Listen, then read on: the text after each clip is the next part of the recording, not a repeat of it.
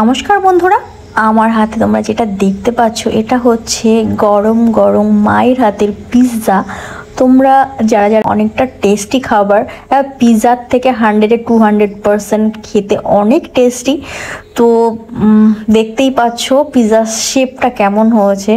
মায়ের হাতের খাবার বলে কথা, টেস্টি তো হবেই। তো খেয়ে দেখাচ্ছি কেমন হয়েছে। রেডি? তো বন্ধুরা, আমাদের বাড়িতে আজকে গরম গরম বৃষ্টিতে পিৎজা হয়েছে। দেখো, আর গরম, প্রচন্ড গরম। তো আমি খেয়ে টেস্ট করে বলছি পিৎজা কেমন হয়েছে। ওকে,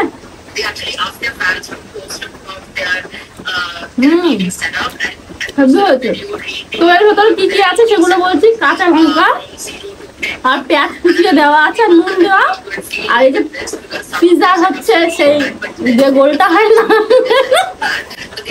সেই পিৎজা, আর চাটনির জায়গায় তরকারি। এটা এরকম ভিজা, এরকম করে খাও। ওকে,